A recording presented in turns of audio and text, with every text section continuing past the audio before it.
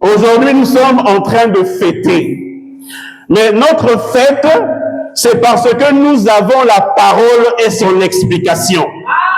C'est ça que nous venons fêter. Parce que la Bible déclare dans le livre de Matthieu, chapitre 24, à partir du verset 28, là où il y aura le cadavre, c'est là que s'assembleront les aigles.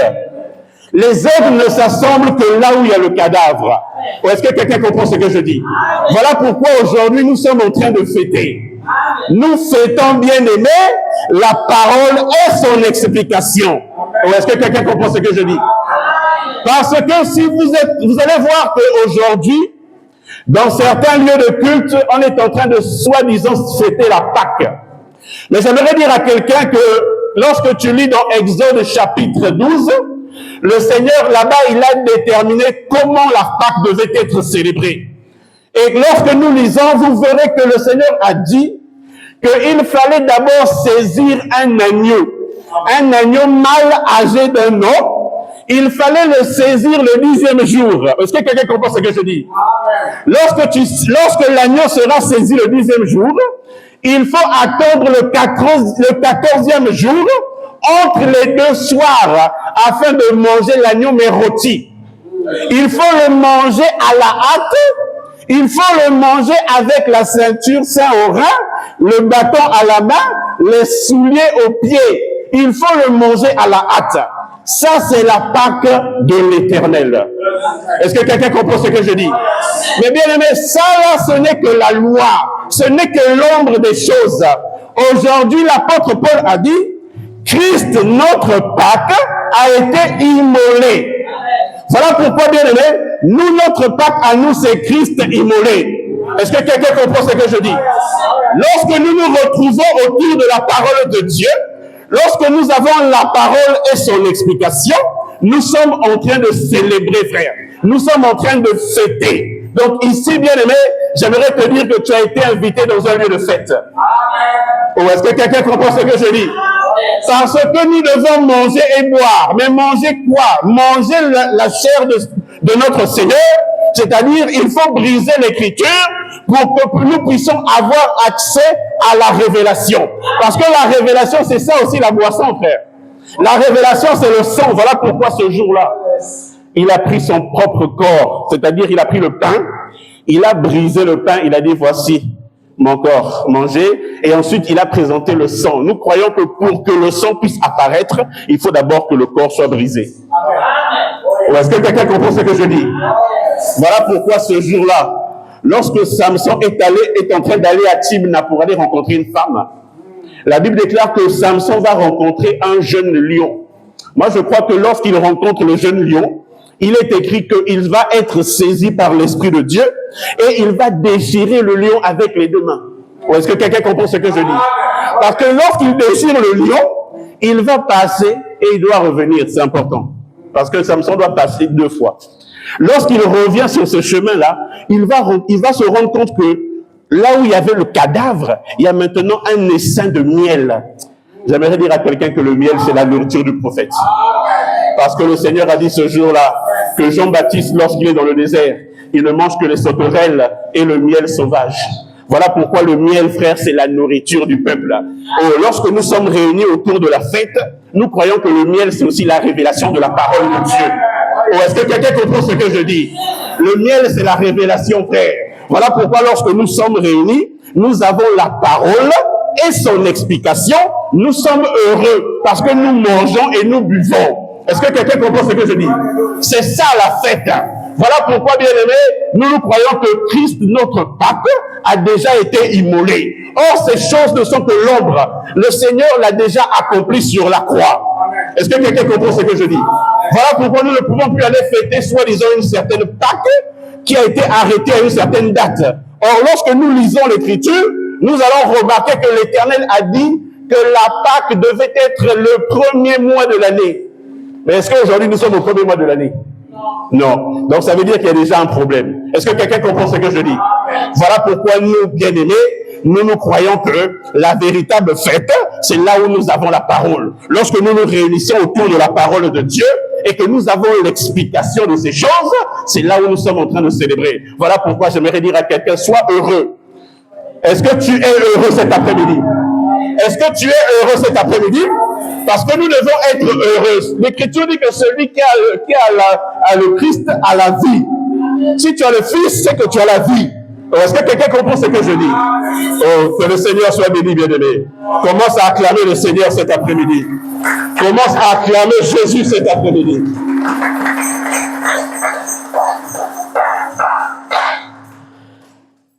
Nous sommes en train, je vais rentrer dans notre sujet, notre thème, qui est la guérison de la femme courbée. Le dimanche dernier, nous avons commencé ce thème et nous avons expliqué qui était la femme courbée à la lumière des Écritures. Et aujourd'hui, nous allons continuer cette pensée. Et sans plus tarder, j'aimerais que nous puissions prendre nos Bibles et nous allons lire dans le livre, dans Luc chapitre 13, à partir du verset 10. Et nous allons lire que jusqu'au verset 13. Je suis déjà sur Luc chapitre 13.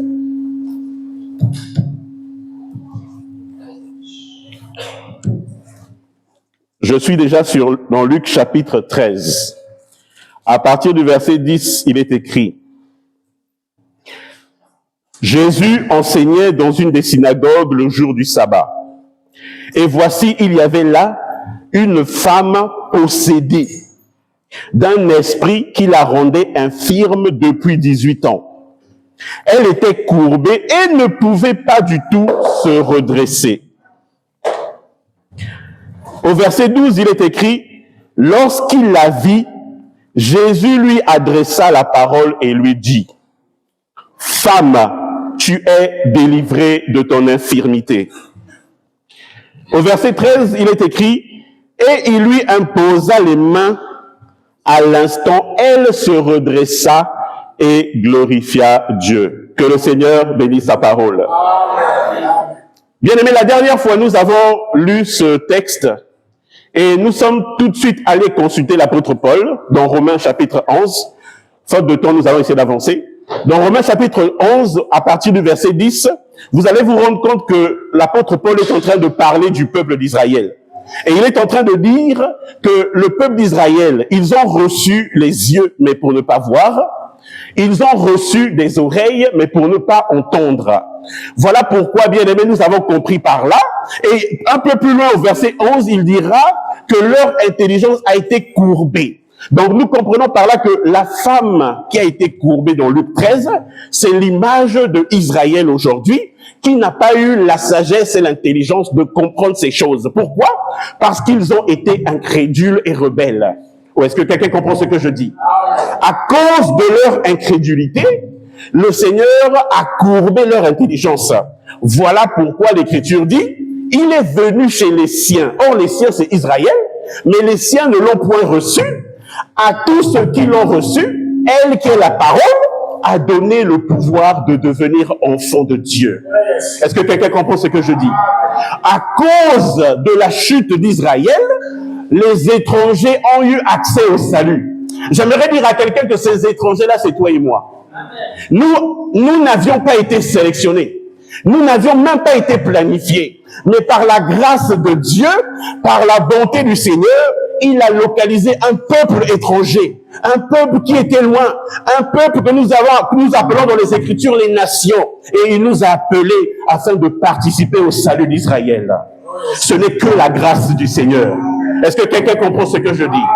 Parce que lorsque nous allons lire dans Matthieu chapitre 15, la Bible déclare, on est en train de parler de la femme cananéenne. Au verset 21, vous lirez que le Seigneur Jésus va dire à la femme cananéenne: j'ai été envoyé que chez les brebis perdues de la maison d'Israël. Ça veut dire que le Seigneur Jésus, quand il quitte le ciel, il ne vient pas auprès des païens, c'est faux. Il ne vient pas auprès des nations, non. Il vient d'abord pour la maison d'Israël. Est-ce que quelqu'un comprend ce que je dis?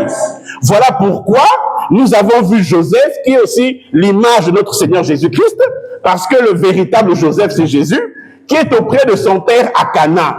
Il est auprès de Jacob, mais Jacob va dire à Jésus: va auprès de tes frères. Mais quand Jacob dit à Joseph d'aller auprès de ses frères, quand Joseph arrive auprès de ses frères, qu'est-ce que les frères vont faire? ils vont le mettre dans un trou. Et quand ils le mettront dans un trou, Joseph va sortir pour aller en Égypte. Or, ça veut dire qu'il est venu chez les siens, mais les siens ne l'ont point reçu. À tous ceux qui l'ont reçu, donc les Égyptiens qui ont reçu, il a donné le pouvoir de devenir enfants de Dieu. Voilà pourquoi il y a certains Égyptiens qui sont devenus enfants de Dieu, parce qu'ils ont accepté Joseph. Est-ce que quelqu'un comprend ce que je dis? Quand tu acceptes Joseph, Joseph te donne le pouvoir de devenir son enfant. Est-ce que quelqu'un comprend ce que je dis? Voilà pourquoi, bien-aimé, c'est ce que nous avons dit la dernière fois, ce n'est que la grâce de Dieu. Aujourd'hui, nous allons faire évoluer cette pensée. Nous allons lire Matthieu chapitre 22. Dans Matthieu chapitre 22, à partir du verset 1, vous allez voir ce qui est écrit. Matthieu chapitre 22, je vais lire à partir du verset 1. Au verset 1, il est écrit: Jésus prenant la parole et leur parla de nouveau en parabole et il dit: Le royaume des cieux est semblable à un roi qui fit des noces pour son fils. Il envoya ses serviteurs appeler ceux qui étaient invités aux noces, mais ils ne voulurent pas venir. Il envoya encore d'autres serviteurs en disant: Dites aux conviés, voici, j'ai préparé mon festin. Mes bœufs et mes bêtes grasses sont tués, tout est prêt, venez aux noces. Mais sans s'inquiéter de l'invitation, ils s'en allèrent, celui-ci à son champ, celui-là à son trafic. Et les autres se saisirent des serviteurs, les outragèrent et les tuèrent. Le roi fut irrité, il envoya ses troupes, fit périr ses meurtriers et brûla leur ville. Alors il dit à ses serviteurs: Les noces sont prêtes, mais les conviés n'en étaient pas dignes. Allez donc dans les carrefours et appelez aux noces tout ce que vous trouverez. Que le Seigneur bénisse sa parole. Bien-aimé, cette écriture vient confirmer que ici, il est question d'un roi qui fait des noces. Nous savons que ici, c'est l'Éternel qui fait les noces pour son fils. Mais qu'est-ce qu'il fait? Il va inviter un peuple, les conviés. Les conviés ici, c'est Israël. Quand on leur invite, ils ne viennent pas. À cause de leur désobéissance, voilà que le roi va dire à ses serviteurs: allez dans tous les carrefours, allez, tout ce que vous trouverez, invitez-les aux noces. Et c'est là où toi et moi, nous avons eu accès aux noces. Parce que la chute d'Israël va occasionner le salut des païens. Est-ce que quelqu'un comprend ce que je dis? Voilà pourquoi aujourd'hui, bien-aimés, nous allons encore faire évoluer la pensée. Il est question ici de la femme qui a été courbée. Lorsque nous sommes dans Luc chapitre 13, vous allez remarquer qu'au verset 16, je vais lire, il est écrit: Cette femme qui est une fille d'Abraham et que Satan tenait liée depuis 18 ans, ne fallait-il pas la délivrer de cette chaîne le jour du sabbat? Ça veut dire que cette femme, elle était courbée. Cette femme, elle avait un problème. Mais lorsque le Seigneur la voit, le Seigneur Jésus a identifié qu'elle était liée par Satan. J'aimerais dire à quelqu'un: aujourd'hui, tu cherches du travail, mais tu ne trouves pas. Aujourd'hui, bien-aimé, tu as l'impression que ta vie n'avance pas. Pourquoi? Parce qu'il y a peut-être un lien qui est en train de te retenir. La vie de cette femme qui était courbée, c'est aussi la vie d'un enfant de Dieu. Malgré que tu viens à l'église, malgré que tu fréquentes le temple, parce que l'Écriture dit que cette femme, elle fréquentait le temple. C'est même dans le temple que le Seigneur Jésus va la croiser. C'est même dans le temple qu'elle va rencontrer le Seigneur. Voilà que toi, tu viens, tu fais des allers-retours au temple, mais ta situation ne change pas. Tu fais des allers-retours, tu cherches le Seigneur de toutes les manières, mais ton problème n'est pas résolu. Bien-aimé, j'aimerais te dire, est-ce qu'il n'y a pas un lien qui est en train de retenir ta vie? Parce que, bien-aimé, nous avons vu que Satan était en train de lier cette femme. J'aimerais dire à quelqu'un qu'il y a beaucoup de sortes de liens. Un lien peut se manifester comme une alliance. Parfois, toi-même, pour avoir un certain succès, tu es allé pactiser avec le diable. Et le diable te donne un certain pouvoir. Mais en échange, qu'est-ce qu'il fait? Il va te lier. Voilà, aujourd'hui, il y a beaucoup de gens qui veulent, par exemple, évoluer dans le sport, dans la musique, veulent devenir des grandes stars. Ils sont allés donner leur vie au diable. Ils sont allés pactiser avec le diable. Mais qu'est-ce que le diable fait? Il te retient lié. Voilà pourquoi tu ne peux plus avancer. Tu avances dans ce qu'il t'a donné, mais ton âme reste liée. Voilà pourquoi, bien-aimés, il y a beaucoup de gens qui se retrouvent dans cette situation. Même quand ils viennent chercher le Seigneur, ils sont toujours liés. Parce qu'il y a une alliance qui les réclame. Il y a un pacte qui a été signé qui n'est pas encore brisé. Voilà pourquoi ils demeurent liés. Est-ce que quelqu'un comprend ce que je dis? Et il y a aussi, le lien aussi peut venir de l'héritage familial. C'est-à-dire que tu es né dans une famille, tu ne sais pas que dans 2-3 générations de tes ancêtres, il y a quelqu'un qui est allé faire un pacte avec le diable. Il y a quelqu'un qui était pour lui un sorcier. Il a dédié toute une famille, plusieurs générations à une divinité quelconque. Mais toi, tu ne sais pas. Tu nais dans cette famille-là. Automatiquement, la malédiction qui est liée à cette famille devient ton partage. C'est-à-dire que tu viens à l'église, tu viens prier, tu repars, mais ta situation ne change pas. Tu pries comme il faut prier. Tu jeûnes, tu cherches Dieu, mais ta situation ne change pas. Bien-aimé, vérifie d'abord, est-ce qu'il n'y a pas un lien qui est en train de retenir ta vie? Est-ce qu'il n'y a pas une alliance qui est en train de crier contre toi? Voilà pourquoi, bien-aimé, j'aimerais te dire cet après-midi, une alliance peut te garder lié. Et si tu ne fais rien contre cette alliance, même tes enfants vont hériter de ce problème-là. Voilà que tu arrives dans un environnement, vous êtes nombreux à postuler pour un poste. Et pourtant, tu es même plus intelligent que les autres. Mais toi, on ne te prendra pas. Pourquoi? Parce que Satan t'a retenu lié. Tu veux démarrer une activité, un business quelconque. Mais les autres viendront derrière toi. Ils vont mettre en place le même business.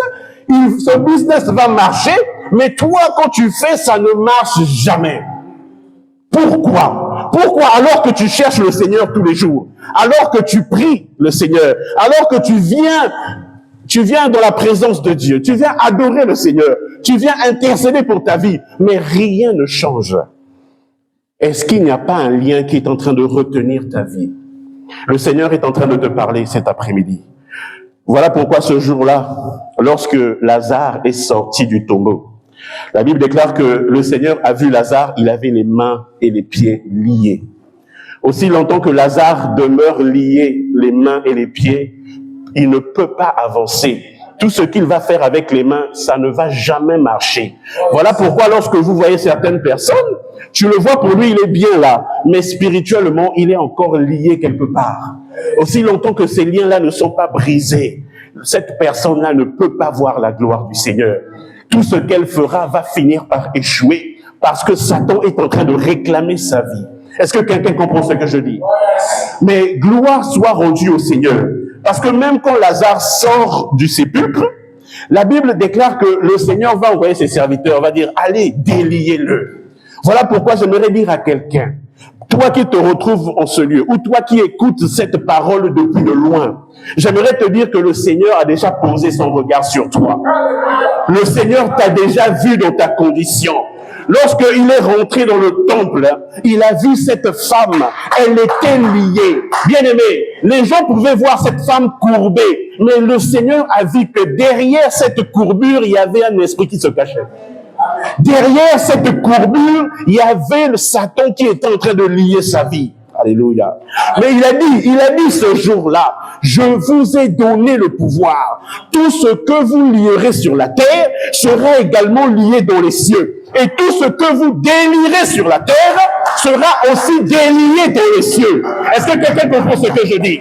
Voilà pourquoi cet après-midi, peu importe les liens qui t'ont réclamé, peu importe les liens de ta famille qui continuent à réclamer ta vie, j'aimerais te dire que cet après-midi, ces liens-là vont être brisés. J'aimerais te dire que cet après-midi, ces liens doivent être brisés afin que toi, tu sois libre et que tu commences à voir la gloire du Seigneur dans ta vie. Oh, est-ce que tu comprends ce que je dis? Bien-aimé, cette femme est restée liée. Mais moi j'aime ça. Au verset 13, lorsque le Seigneur porte son regard sur la femme, il dit à la femme, maintenant nous allons lire ça. Au verset 13, au verset 12, il dit, lorsqu'il la vit, Jésus lui adressa la parole. Jésus lui adressa la parole et lui dit, Femme, tu es délivrée de ton infirmité. J'aimerais dire à quelqu'un, tu es délivré de ton infirmité cet après-midi. Lorsqu'on a dit à cette femme, lorsque le Seigneur Jésus a prononcé la parole, cette femme n'a pas douté une seule seconde. Voilà pourquoi j'aimerais dire à quelqu'un, si tu es en train d'écouter cette parole, ne doute pas, mets seulement cette parole en pratique. Crois en la parole de notre Seigneur Jésus et tu verras la gloire de Dieu se manifester. Oh, n'est-ce pas, il a dit, si tu crois, tu verras la gloire de Dieu. Et j'aimerais te dire, bien-aimé, cet après-midi, si tu crois, tu verras la gloire de Dieu. Bien-aimé, même quand tu arrives dernier quelque part, lorsque le Seigneur opère le miracle dans ta vie, il faut que tu partes du dernier et que tu deviennes le premier. Parce que la bénédiction doit commencer à marcher avec toi. Est-ce que quelqu'un comprend ce que je dis? Voilà pourquoi, bien-aimé, toi qui écoutes cette parole, mets-la seulement en pratique.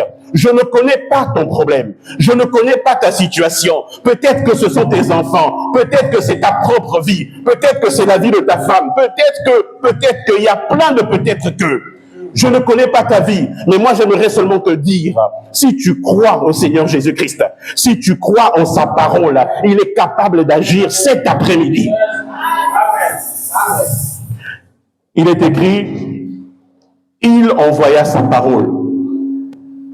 C'est-à-dire qu'ils étaient dans la détresse. Ils crièrent à l'Éternel. Qu'est-ce que l'Éternel a fait? Il a envoyé sa parole. Et sa parole est venue guérir.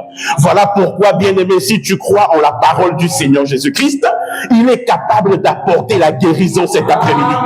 Si tu crois en la parole de notre Seigneur Jésus, il est capable cet après-midi de changer ton histoire. Il est capable, bien-aimé, de changer ta vie. Oh, est-ce que quelqu'un comprend ce que je dis? Il a dit à cette femme, tu es délivrée. Mais écoutez, regardez le mystère qui se passe. Malgré qu'il dit à la femme, tu es délivrée, cette femme n'est pas redressée. Lorsque vous lisez bien. Au verset 12, il dit, il est écrit, Jésus lui adressa la parole et lui dit, femme, tu es délivrée de ton infirmité. Jusqu'à là, on a seulement prononcé la parole, mais elle n'est toujours pas délivrée, c'est-à-dire qu'elle n'est toujours pas redressée. Mais pour que la femme se redresse, l'Écriture dit au verset 13, il lui imposa les mains, à l'instant elle se redressa et glorifia Dieu. Bon, est-ce que quelqu'un comprend ce que je dis? Voilà pourquoi elle va d'abord recevoir la parole, mais malgré qu'elle reçoit la parole, là je remonte un peu dans la révélation, parce que c'est l'image aussi de Israël, qui va écouter la parole, mais qui va toujours rester courbé. Est-ce que quelqu'un comprend ce que je dis? Voilà pourquoi la deuxième fois, c'est aussi le retour du Seigneur, il faut que les deux mains soient posées sur la femme. J'aime ça. Or, les deux mains, c'est aussi les deux oliviers, frère. Ce sont les deux oins qui doivent venir relever Israël. Frère, je redescends. Pour dire que le Seigneur, quand il impose ses mains, c'est là où cette femme doit être redressée. Est-ce que quelqu'un comprend ce que je dis? Je ne sais pas ce qui a été courbé dans ta vie.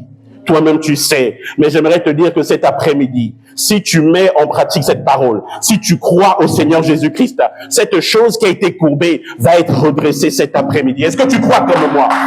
Est-ce que tu crois comme moi que si ta vie a été courbée, cette vie va être redressée cet après-midi? Oh, est-ce que quelqu'un comprend ce que je dis? Voilà pourquoi, bien-aimé, nous allons prier. J'avais dit que nous devrions prier. Le Seigneur m'a mis à cœur de prier. J'aimerais que tu puisses vraiment prier cet après-midi. Parce que nous devons briser des liens.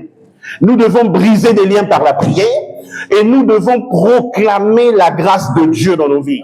Nous devons chasser tout esprit de malédiction, tout esprit qui se cache. Parce que l'Écriture dit que derrière, il y avait un esprit d'infirmité. Donc nous devons chasser tout esprit qui est en train de courber ta vie et nous devons proclamer la guérison. Car il est écrit, par ses meurtrissures, nous sommes guéris. Que le Seigneur bénisse sa parole.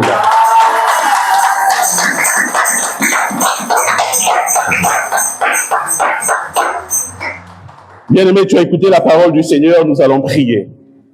Nous allons prier, j'aimerais que tu mettes ta foi en exercice cet après-midi. J'aimerais que tu mettes ta foi